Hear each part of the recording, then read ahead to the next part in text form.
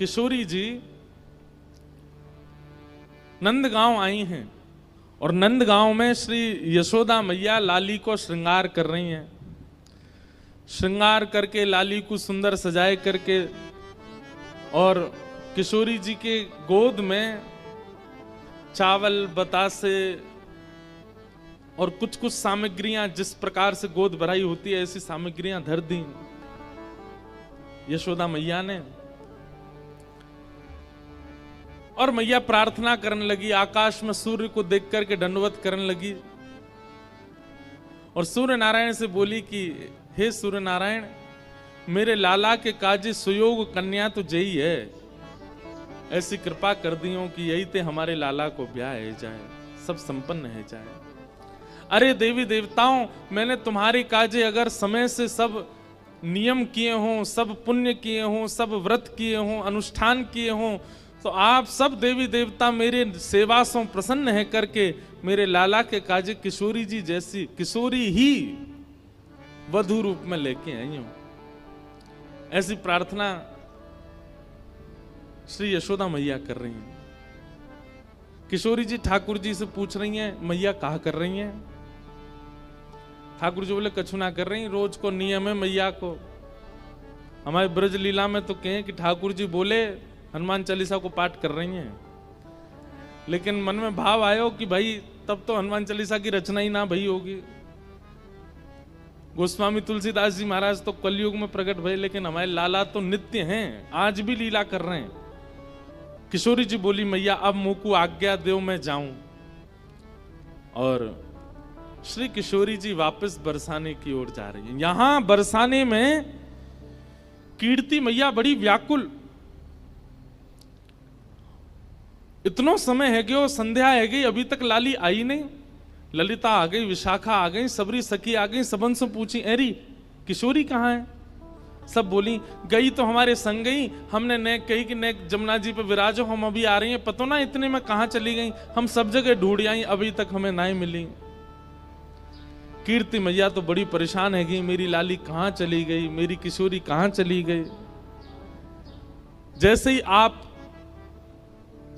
वृषभानु भवन ते निकर के बाहर ढूंढवे के काजे जान लगी, इतने में ही सामने से छोटी सी नन्ही सी कुमारी श्री किशोरी जी नई सी झंगुली पहन करके, नई सी चुनरी पहन करके, नयो नयो सो श्रृंगार करके, नई नई चूड़ी पहन के और ऐसे झोली में खूब सारो सामान लेकर के सामने ते धीमे धीमे चली आ रही हैं।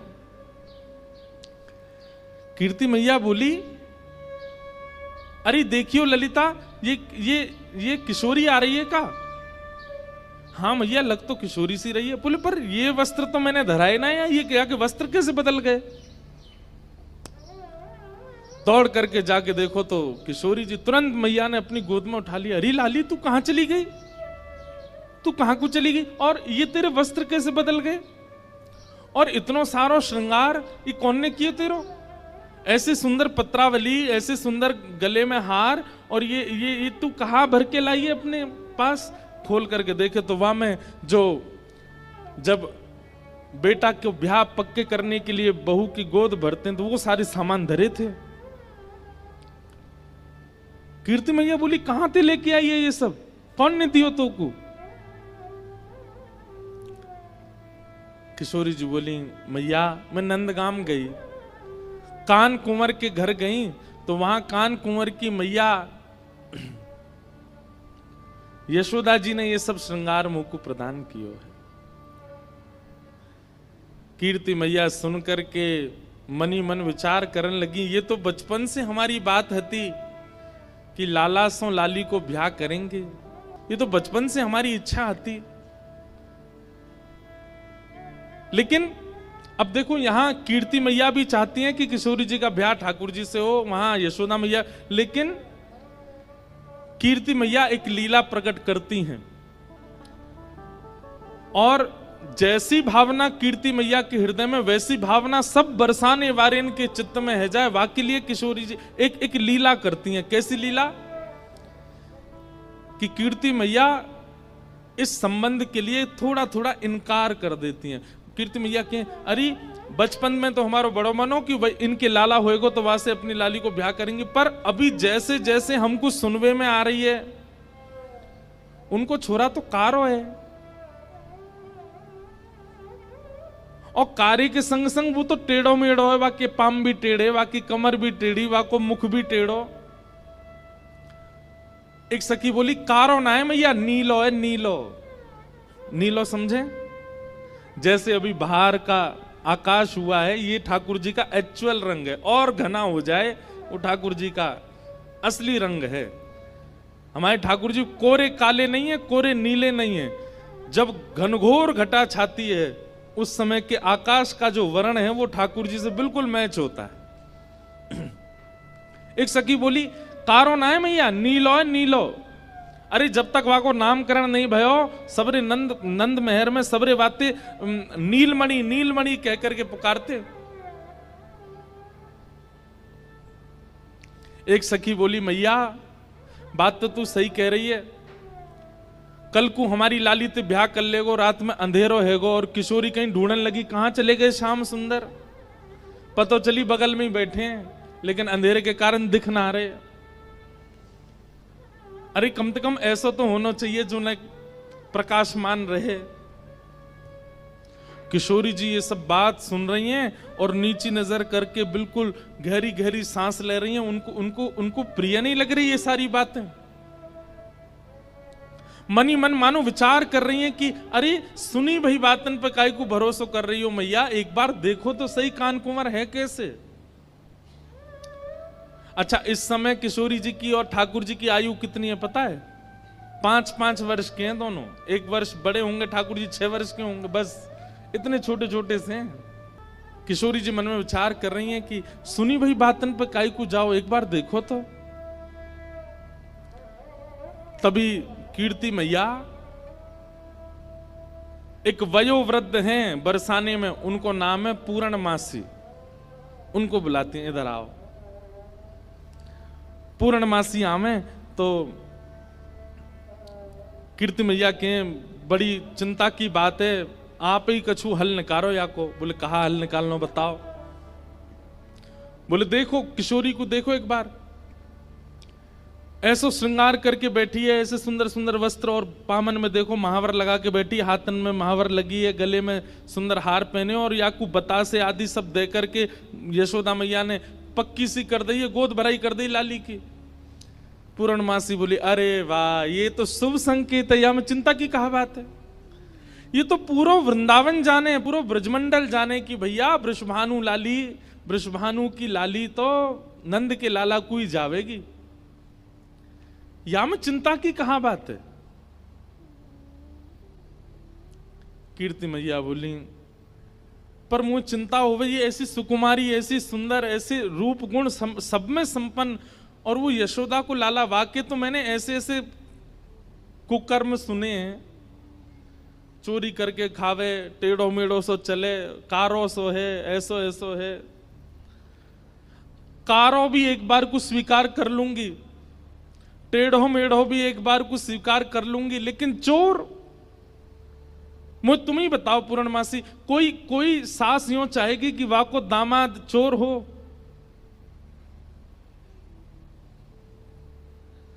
पूर्णमासी बोली कन्हैया चोर है? बोले हाँ। और तुम सबरे कौन हो? बोले हम सबरे तो राजघराने के हैं, हम तो सबरे राजा हैं, रानी हैं, ऐसे हैं वैसे हैं। पूर्णमासी बोली देखो जाए तो संसार में सब चोर हैं, या संसार में चोर तो कोई ना बचो। पूर्णमासी ने ऐसो पद सुनायो, कीर्ति मैया बोली अरे एक चोर शब्द कहा बोल दिए तुम तो, बिल्कुल ही जो है का रोवे को आतुर रह गई हो। मतलब ऐसे कौन करे? अरे भाई मैं सास हूं, मैं बोल सकूं कि मेरो जमाई चोर न होए, आप तो पूरी सब चोर बता दिया आपने।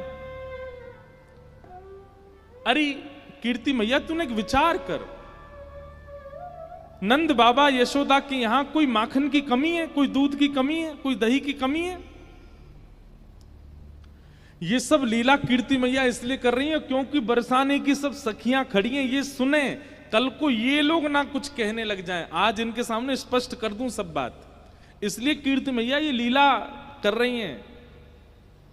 और पूर्णमासी की बात सुनकर के सब सखियां ही बोलने लगी, अरे कीर्ति मैया पूर्णमासी सांची कह रही है, वाके घर में कोई कमी थोड़ी है, वो चुरावे जावे वाको सुख है, वो सबन को सुख देवे जावे और ना कोई को चोरी जैसा अनुभव होवे। कीर्ति मैया बोली, मैं फिर भी चाहूंगी कि पूर्णमासी तुम जाओ और कहा करो।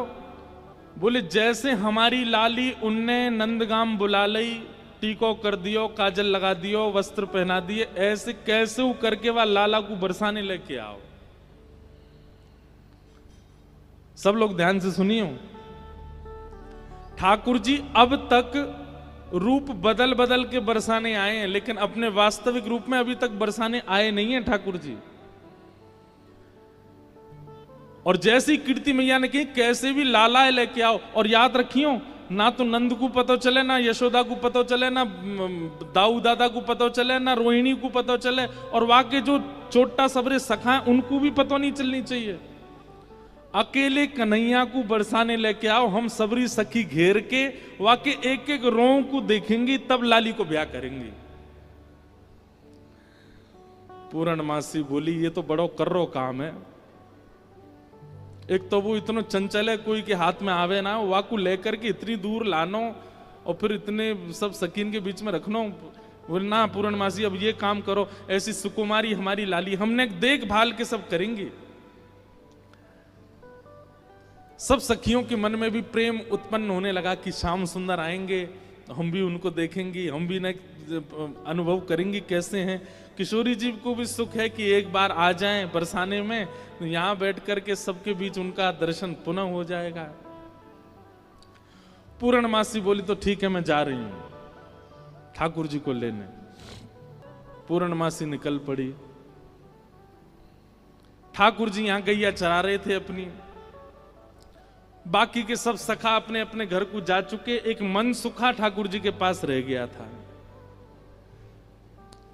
पूर्णमासी दूर से देख रहे, बोले हाँ बढ़िया है, सबरे सखा चले गए, ये मन सुखा का है, पतलो सोया तो दो चार रेपटा में मैं गिरा दूंगी, कन्हैया ले जाऊंगी। पूर्णमासी जो थी उसकी आयु होगी 80-90 के लगभग, कमर उसकी झुकी हुई थी और ऐसे थोड़े लचक लचक के चलती। जैसी चलती आ रही इतने में ही मन सुखा बोलो, लाला देखियो ऐसा लग रहा हो कोई झूला झूल तो भयो आ रहा का। ठाकुर जी बोले हमें लग तो ऐसा ही रहो कोई झूला ही चल तो भयो आ रहा का। उसकी आकृति ऐसी मानो कोई झूला चल के आ रहा है। थोड़ी पास आई तो इतने में मन सुखा, अरे लाला जी तो वो है पूर्णमासी। ठाकुर जी बोले जी कहा करे? बोले ये क्वार इनको ब्याह कराती डोले, कोई क्वारो दिख जाए वही को ब्याह करा दे। लाला आज हमारो तेरो सौभाग्य देख, मधुमंगल तनसुखा मनसुखा तनसुखा धन सुखा सबरे चले गए, बस मैं और तू ही बचे हैं और हमारे सामने पूर्णमासी आई है। आज चूकनो नहीं है, अपनो ब्याह को सब प्रस्ताव धर लेंगे, कर लेंगे बढ़िया थे, लंबी दंडौत करेंगे याकू आज। ठीक है।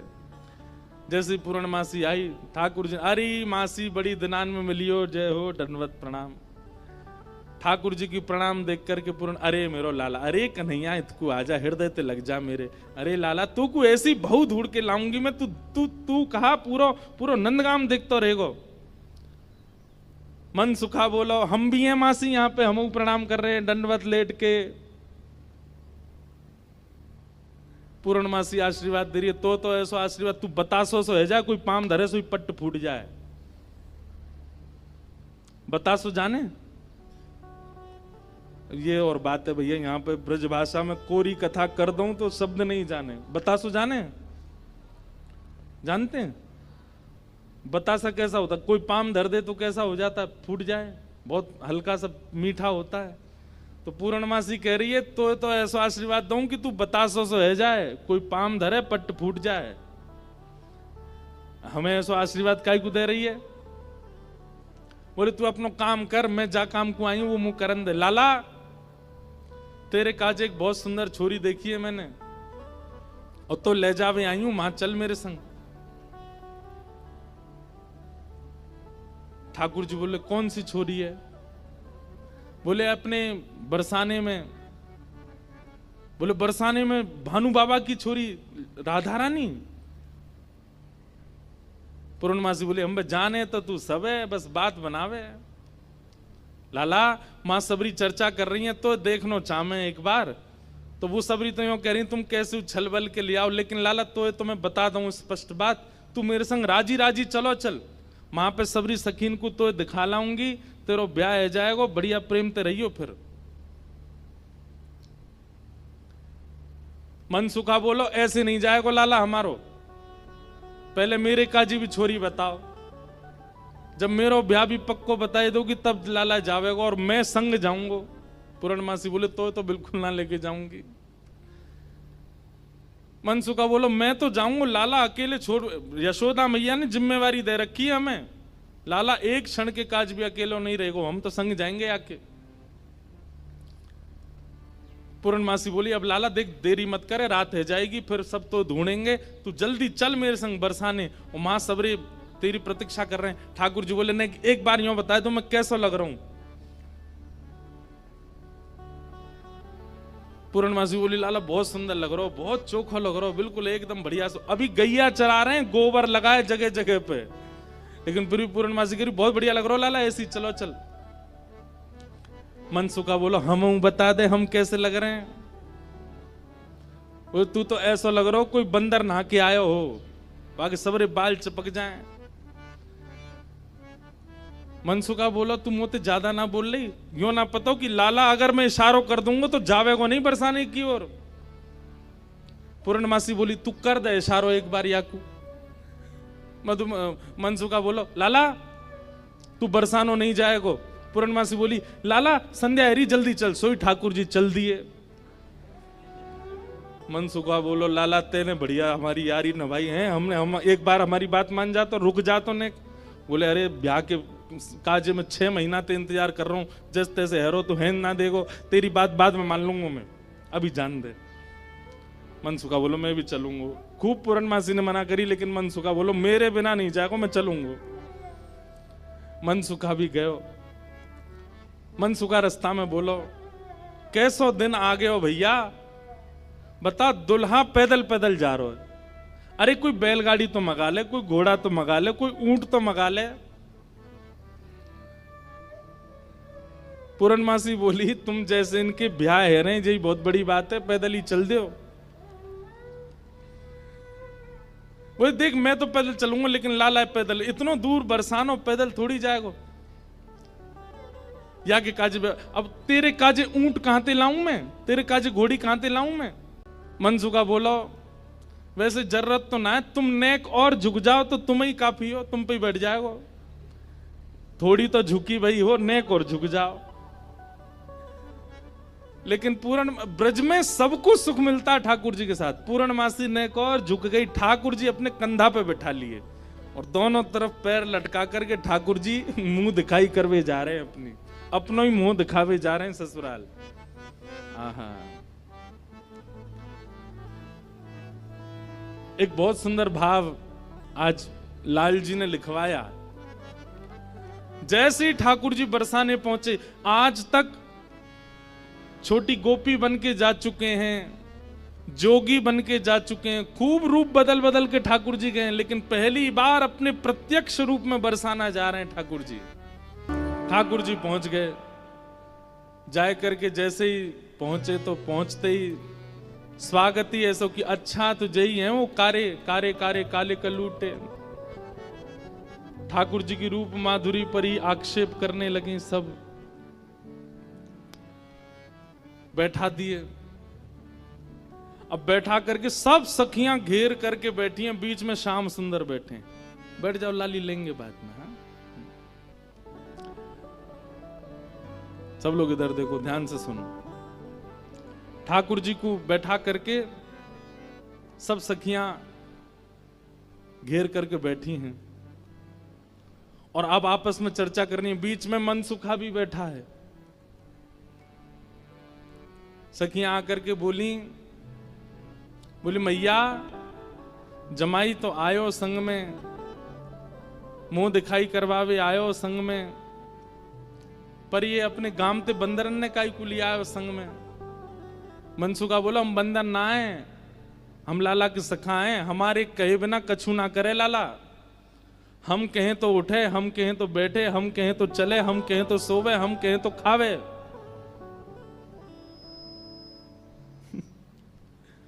धीरे से देख रहे हैं ठाकुर जी, अब की मान जाइयो अगर कछु कहें तो, पिछली बार तो चल दियो।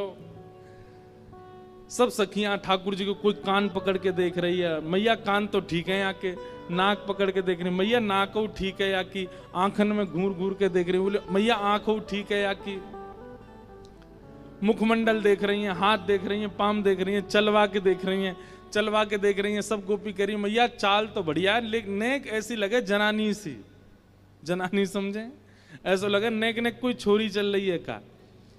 अरे ना लाला हमारो जब गैया चरावे जावे तब देखो बिल्कुल ऐसी मर्दानी सी चाल चले, ऐसा मत कहो। सब ठाकुर जी को घेर करके विविध विविध प्रकार की बातें कर रही हैं। एक गोपी बोली लाला तुम बाकी सब चीजन में तो ठीक हो, लेकिन फिर चोरी काय को करो। ठाकुर जी बोले हम चोरी ना करें, ये सबरे ब्रजवासी मक्खन निकालें, दूध घी दही सब इकट्ठो करें और कंस को जाकर के दया में, तो कंस के यहां जावे से रोकें, वहां हमारे चोरी करें। और मक्खन की चोरी, दूध की चोरी, दही की कोई चोरी है? चोरी तो आभूषण की होयो करे। तभी एक गोपी बोली हमने तो ये भी सुनी है कि तुमने किशोरी जी की मुंदरी चुरा ली एक बार। एक गोपी बोली मैंने तो सुनी है तुमने मुंदरी भी चुराई। ठाकुर जी बोले हमारे ब्रज में कहमे चोर चोर खायो दधी माखन मलाई दूध, दोष ना हमारो फल पायो तुम जाप को। अरे ये तुम्हारे घर ते जो मलाई दूध आदि सब खाए ना, ये गोपीन के घर ते चोरी नहीं भैया, उनके जप तप को फल मिला उन्हें कि मैं उनके यहां चोरी करवे आया हूं। चोर चोर खायो दधी माखन मलाई दूध, दोष ना हमारो फल पायो तुम जाप को। मैं तो यहां आयो ब्रज में जन्म है, मैं तो यहां ब्रज में जन्म हूं, भक्तन को सुख दऊं मेटू संताप को। मुंदरी जो चुराई तेरी खसम की कमाई ना, मुंदरी जो हमने चुराई वो तेरे पति की नहीं, तो तू मत बोला हम ते कि कौन की चुराई कौन की नहीं चुराई। हम श्याम श्यामा एक झगड़ो नहीं आपको, हम दोनों एक हैं, तुम कहा जानोगी यह बात। रहो तो गवारी ढोरी रोकत है हमारी, जब प्यारी ही हमारी तो महल का तेरे बाप को। अरे तू हमसे क्या पूछ रही है? ये श्यामाजू तो नित्य हमारी हैं, ये सदीनते हमारी हैं, इनके संबंध में इतनी जांच पड़ताल और पूछ-तूछ तुम कर रही हो। अरे ये तो सदाते हमारी हैं, या मैं पूछने की क्या बात है। सब सखी बोली हे कीर्ति मैया, जमाई तुम्हारो सर्वगुण संपन्न है, बोलवे में हूं आगे, उछलवे में हूं आगे, चोरी में हूं आगे, सब चीजन में निपुण है। इतनी देर से बात बना रहे, कभी मनसुखा कछु के, कभी गोपी सब कछु के हैं। सब गोपियां बोली भैया देखो ये मेल बन नहीं रहे हो ब्याह को। बोले क्यों ना बननो? बोले बात यहीं आके अटक रही है कि लाला तुम्हारो कारो है, हमारी किशोरी जी गोरी हैं। सब गोपियों में और मनसुखा में आपस में चर्चा होने लगी। राधा प्यारी कमल कली से, अरे भैया मनसुखा तू अपने लाला यहाँ ते ले जा। बोले काय को? बोले हमारी किशोरी जी तो कमल जैसी हैं, उनके सामने जे भौरा कितनो बुरो लगेगो, बगल में बैठो कैसो लगेगो, या हमारे तुम तो यहाँ ते ले जाओ। फीकी पड़गी यहाँ मुस्कन हरी की, ये कितने मुस्कुरा के सुंदर लग रहे हो, पर किशोरी जी की आती इनकी सबरी मुस्कुराहट फीकी पड़ेगी। कहीं और ही बात चलाओ, चलो जाओ जाओ, कन्हैया तेरो कारो है। सब सखियां कह रही हैं, बोले ले जाओ अपने लाला कहीं और ही ब्याह कर लो। तो फिर अगली पंक्ति में मनसुखा कह रहे हैं क्या, श्याम होत ही कमल मुरझावे, जैसी संध्या हो जाए सो कमल मुरझा जाए, अपनी पंखुड़ी ने समेट ले, ऐसे ही लाल संग लाली की दशा है। लाली आपकी कितनी सुंदर हो, कितनी खिली कमल सी हो, लेकिन लाला के आते ही इनके समस्त तेज को, समस्त योग को, समस्त बल को हमारो लाला ले लेगो, ऐसा है नहीं। पर मनसुखा कह रहा है, मनसुखा कह रहा हूं हमारो लाला जैसी लाली के बगल में बैठेगो, सबरो तेज तुम्हारी लाली को अपने अंदर ले लेगो। श्याम होते ही कमल मुस्कावे, ऐसे ही लाल संग लाली की दशा है।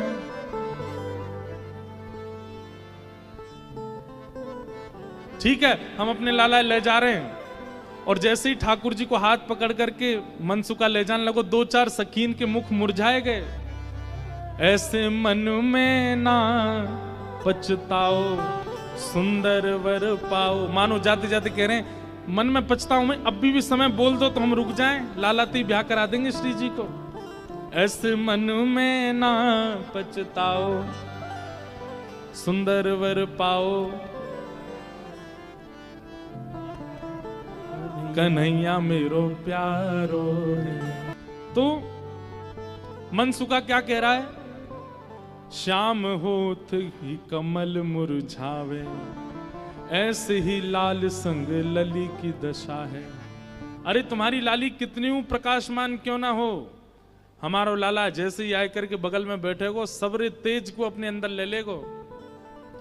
ऐसे मन में ना पछताओ, सुंदर वर पाओ। मन में पछताओ मत। हमें पता है मन ही मन तो आप सब लोग ये सोच रहे हैं कि आपकी किशोरी जी से भी ज्यादा सुंदर आपको वर मिल रहा है। सुंदर वर पाओ, कर लो ब्याह, कोई चिंता वाली बात नहीं है। जैसे ही हाथ पकड़ करके ठाकुर जी को मनसुखा ले जाने लगो, बरसाने थे, इतने में ही सखी गई और भीतर से किशोरी जी को लेकर के आई। आहा, मनसुखा कह रहा हूं मेरो लाला मेरी बात माने, अब मैं कह रहा हूं चल लाला देख मेरे संग नंदगाम जा रहा है। इतने में सखी सब किशोरी जी को लेकर के आई। ठाकुर जी जा तो रहे थे मनसुखा के संग, लेकिन जैसी किशोरी जी आती दिखी, ठाकुर जी तो वहीं स्तब्ध रह गए। मनसुखा खींच तो ही जा रहा हो, ठाकुर जी हिल नहीं रहे, वहां से सामने देख रहे हैं। लाला कहा वे कौन को देख रहा है? ठाकुर जी तो दूर से ही बलैया लेने लगे, तरण तोड़न लगे किशोरी जी को देख करके। आहा, सन्मुख आई जब कुंवर किशोरी, सन्मुख आई जब कुंवर किशोरी, देख लाल किए न्योछावर तोरी, देख लाल किए न्योछावर तोरी। गिरधर मन में मुस्काए, श्यामा के मन भाए, जोरी ये अति प्यारी है। गिरधर मन में मुस्काए, श्यामा के मन भाए, जोरी ये प्यारी है। हाँ, गिरधर मन में मुस्काए, श्यामा के मन भाए, जोड़ी ये अति प्यारी है। गिरधर मन में मुस्काए, श्यामा के मन भाए, जोड़ी है प्यारी है। आहा, किशोरी जी को देख करके ठाकुर जी तो मुस्कुराने लगे और वहीं स्तब्ध रह गए। किशोरी जी आई, किशोरी जी देख के ठाकुर जी रुक गए। सब सखियां बोली हाँ मनसुखा ले जा लाला, नंदगाम ले जा, चल रे लाला चल मेरे संग। ठाकुर जी बोले तू चलो जा, मैं तो ना जा रहा हूं, मैं तो यहीं रहूंगा, श्री जी के सन्मुख ही विराजूंगा मैं तो। मनसुखा बोलो लाला आज तेने मेरी 2 बार नाक कटवाई है, एक तो तेने पूर्णमासी के सामने कटवाई, दूसरी अब सकीन के सामने कटवाई दे। बोले तेरी तो नाक कटेगी, मैं संग चलोगो मेरो तो संबंधी कट जाएगो, तेरो ब्याह ना हेरो, तू तो चाहे कि मेरो नहीं हो, मैं तो करके आऊंगा ब्याह, तू चलो जा। और वहीं किशोरी जी जैसे ही आई हैं, आहा सबके नेत्र पता नहीं क्यों सजल हो गए। ऐसा कोई व्यवस्थित विवाह प्रसंग कहीं वर्णन नहीं है। ये मिलन ही विवाह है किशोरी जी और ठाकुर जी का। ये मन में विवाह हो रहा है सब ब्रजवासियों के और सब जनों के। सेज पर ले जाकर के किशोरी जी को बिठाया, सुंदर सिंहासन पर किशोरी जी बैठी हैं और तभी ठाकुर जी बगल में आकर के बैठे। जैसे ही ठाकुर जी आकर के बैठे, सब बरसाने की सखियां, गोपियां, कीर्ति मैया सब नजर उतारने लगी, आरती करने लगी। आहा, इतने सुंदर लग रहे हैं दोनों, आनंद में भर गए सब।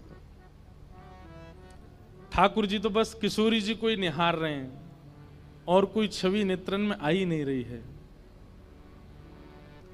प्यारी जब जब देखूं तेरो मुख, तब तब नयो नयो लागे। किशोरी जी के सामने जैसे बैठे, कीर्ति मैया से पूर्णमासी बोली, मैया देख लो कैसी छवि लग रही है, कैसा अद्भुत लग रहा है स्वरूप।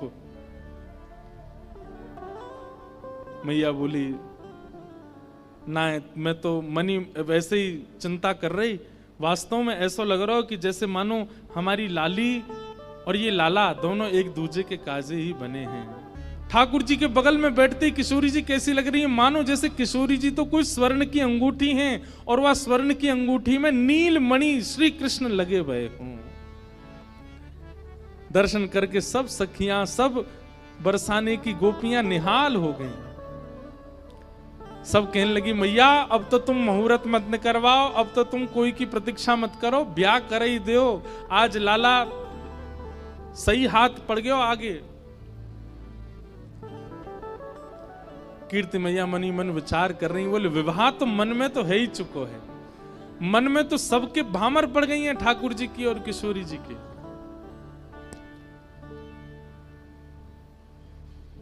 आहा, कैसी सुंदर छवि लग रही है। लेकिन अभी भी कुतूहल बंद नहीं हो रहे हैं सब लोगों के। ठाकुर जी से सब लोग बोलने लगे, बोले देखो रूप में सुंदर है वे ते काम नहीं बनेगो। हमारी श्री जी के समान गुण हैं कि नहीं तुम्हारे अंदर? मधुमंगल मनसुखा बोलो, बोले देख लो, जो कहोगे हमारो लाला करके दिखाई देगो, सब करवे में निपुण है हमारो लाला। ठाकुर जी बोले हमारे गुण देखने हैं। मनसुखा कहने लगा, लाला वंशी बजाए के दिखा दे इन लोगन को। ठाकुर जी ने जैसे ही वेणुनाद अपने अधर पर धारण करी, वंशी अपनी कोमल उंगलियों से उसके चित्रों को आच्छादित करते हुए जैसे ही प्राण पिरोए वंशी में, आधे से ज्यादा जितनी सखियां वहां खड़ी थी सबको मूर्छा जैसी आने लग गई। जिन जिन पर किशोरी जी की दृष्टि पड़ रही थी केवल वो बची, बाकी सब तो जैसे मूर्छित होने लगी। और इतना ही नहीं हुआ, आकाश मार्ग में गंधर्व प्रकट हो गए, सरस्वती प्रकट हो गई, आदि कवि ब्रह्मा प्रकट हो गए, इंद्र प्रकट हो गए और बरसाने में सब प्रकट होकर के ठाकुर जी की मधुर वंशी को सुनकर के झूमने लगे। सरस्वती जी तो कलम हाथ में लेकर के स्वर लिखने लगी। ठाकुर जी क्या बजा रहे हैं? ये कोई नवीन राग प्रस्तुत किया जा रहा है, आज कोई नवीन भाव प्रकट किया जा रहा है। गंधर्व जन आनंदित हो गए ठाकुर जी की उस वेणु को सुनकर के। मनसुखा बोलो, देखो हमारे लाला की वंशी की धुन देखो, आकाश में देवी देवता प्रकट है गए, बादल गरज रहे हैं, वर्षा हो रही है।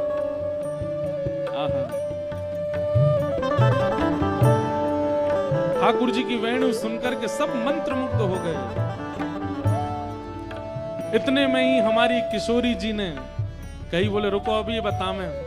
और तब क्या हुआ? बैठे हरि राधे संग, बैठे हरि राधे संग, कुंज भवन अपने रंग, कुंज भवन अपने। ठाकुर जी ने ऐसी वंशी बजाई महाराज कि सब सखियां तो मूर्छित होने लगी। आकाश मार्ग में देवी देवता प्रकट हो गए। प्रकट होकर के ठाकुर जी की मधुर स्वर को सुनकर के सब मानो आश्चर्यचकित हो गए। मन सुखा बोलो गोपिंत देखी हमारे लाला की वंशी देखी, आधी तो तुम में तो मूर्छित है गई, और आकाश में देखो देवी देवता प्रकट हो गए लाला की वंशी सुनवे के काजे। ऐसो ऐसो संगीत को गुण हमारे लाला में है। अरे याते बढ़िया छोरा कौन सा मिलेगा, गुण संपन्न है, यही ते ब्याह करो।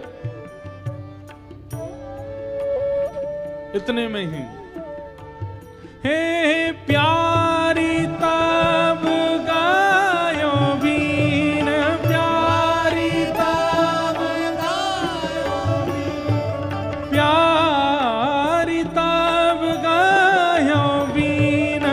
बीड़ा उठाई है किशोरी जी ने।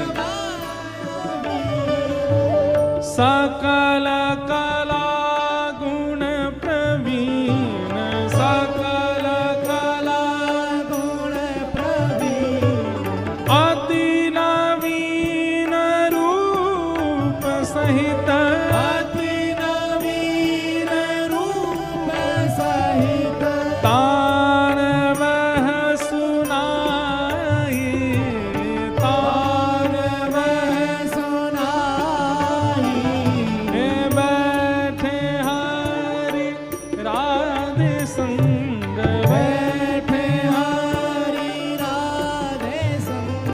ठाकुर जी देखे सुबेरे ते है गई हमें आए भय, कभी हमारे रूप की परीक्षा, कभी हमारे गुण की परीक्षा, कभी हमारे नाम की परीक्षा, तो परीक्षा ही करते रहेंगे, हमारा ब्याह तो कराएंगे नहीं।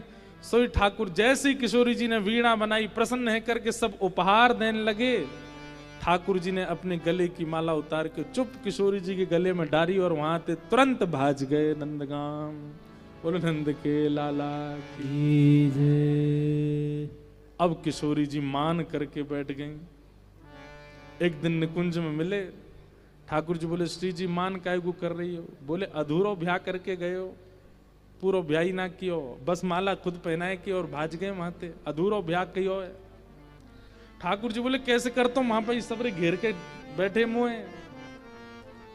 आहा, अब यहां गर्ग संहिता और ब्रह्म वैवर्त पुराण के अनुसार ठाकुर जी के विवाह का सूक्ष्म वर्णन है।